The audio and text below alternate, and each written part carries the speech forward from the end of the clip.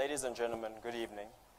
I'm going to be speaking to you about something that's very close to my heart. It's a project called For the People, by the People, that sort of was seeded about a year ago and has slowly started to manifest itself this year. All right, I work in mental health, like I was so graciously introduced, and one of the realities that I face is that I probably will not be able to make the impact that I want to within my career lifespan. But just because that is a reality I face, on a facial expression that says, I'm determined to prove that reality wrong. But let me just give you some context. 2003, 2004. That was the last time a South African study was conducted about mental health and mental health disorders within the South African context. The study included anxiety, depression, trauma, and substance use disorders. But it did not include any other forms of mental health. It also did not include children and adolescents. And we are very aware that within our schooling, ADHD, misconduct disorder, eating disorder, all of these things are very prevalent. From the study, it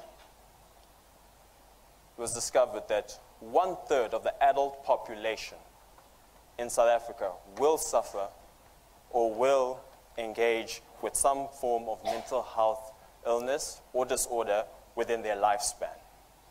But that study was limited. And the thing about that is, what do we actually think those figures are? Because there's so many times that I have conversations with friends, family, and they're always saying, bro, I'm going through the most. Right. And the difficulty we have with that is, I think a lot of us believe that mental health is something that we have to fix. It's a mechanical process. It's a once-off. And it's not something that we have to maintain. And the challenge with that is that that's unrealistic. It's a constant, everyday battle. And I'm sure a lot of you were probably nodding your head. You're like, yeah, that's what I've been actually feeling and doing. The difficulty with it is there's a lack of admission, there's a lack of understanding, and that results in avoidance, marginalization, stigmatization, and underestimation of mental health. One of the biggest difficulties about mental health, I must say, even as a person that works within that field, is that we have to see to believe. And a lot of us struggle to understand it because we can't quantify it in some way or another.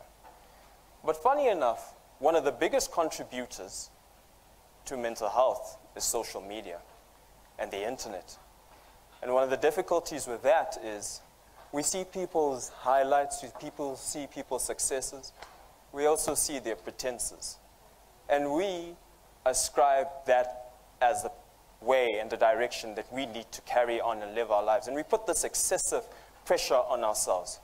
But we forget that nobody is posting their failures. No one's posting their hardships. Right. So one of the challenges that I had when putting this together, and I'm going to introduce these lovely people that so graciously volunteered, is basically making you see mental health, but even more than seeing mental health, making you feel mental health. Can you give these lovely people a warm welcome as they come on stage?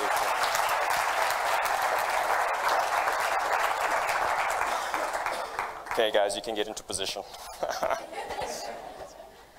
Okay, you'll see each of these people are holding some kind of glass, right? And I view this as mental health, right? How much the glass can hold is pretty much our predisposition when you talk about mental health. What is our capacity to deal with the challenges, right? The shape of the cup, right, is sort of how we've been molded and how we've had to deal with our realities and how we've had to engage with mental health. This man, and you can go around sort of filling it in so long, this man represents life, right? And some of the challenges and some of the things that we face in our lives. right? But there's also a time construct we need to be aware of, because people are not always just taking, and not offloading. So after some time, when we've engaged with different things, we're able to offload and get ready for the next challenge, right?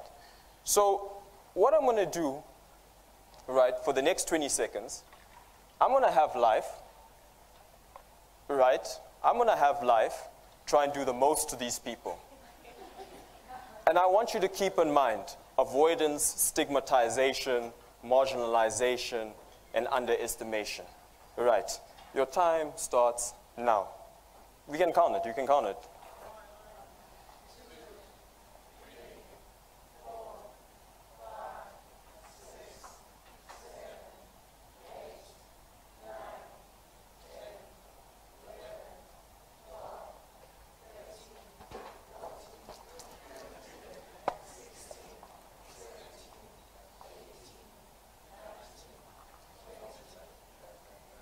And that's life.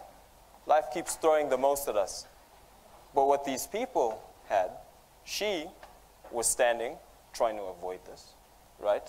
He should have been closing his eyes, but I don't think he realized. But that's sometimes the... right. That's sometimes the reality, that we're not aware of what is happening. And these people sat and looked, or stood and looked at each other, and just basically watched their cups overflow. But what if we, right, did not let this be our reality? What if we could redefine it? What if we could redefine it? What if we could share our load a bit? What if at the end of that time, once it expired, we realized more about our mental health, and we decided, hey, we're not going to let life do the most to us. We're going to do the most to life. So for the next 20 seconds, you guys are going to count again, but they are going to try and beat life by being more aware of their mental health.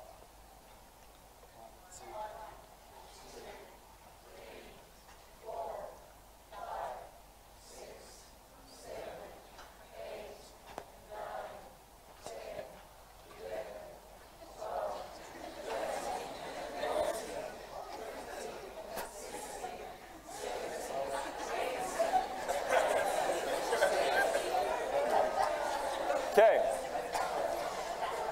Right. I'm sure a lot of you, initially, when the first round came, you're like, yo, this thing is probably going to overspill. But on the second round, how many of you, by a show of hands, were rooting for the people to not have their cups overflowing? Just a show of hands. Right. And that speaks to the hope that we should have. And that speaks to what our reality could be. And that speaks to how we can redefine mental health. And that speaks to how we can be more authentic in our engagement with people, how we can share the load, how we can share the burden. So I want to encourage you, as someone that works in mental health, I have created a platform where I want an authentic story sharing experience. Yes, that's a mouthful. But I want to redefine mental health. I want us to challenge this, I can be strong in the corner by myself. I know by first-hand experience that I don't always like people knowing the difficulties that I'm going through, but I also appreciate when I am able to offload some of that load. I'm also aware that we might not all want to do it on a public platform, but I hope in many ways this engagement can show us what the power of the collective can do. Ladies and gentlemen, my name is Charles Malanga. I work in mental health. I'm a psychologist, but above all else, I am a human being. And that hope that you felt and all those hands that I saw rising, and if there weren't any that was rising, then you need to be probably on the stage. That hope is what I'm hoping can come off for the people, by the people, a story sharing initiative. Thank you very much for your attention and time.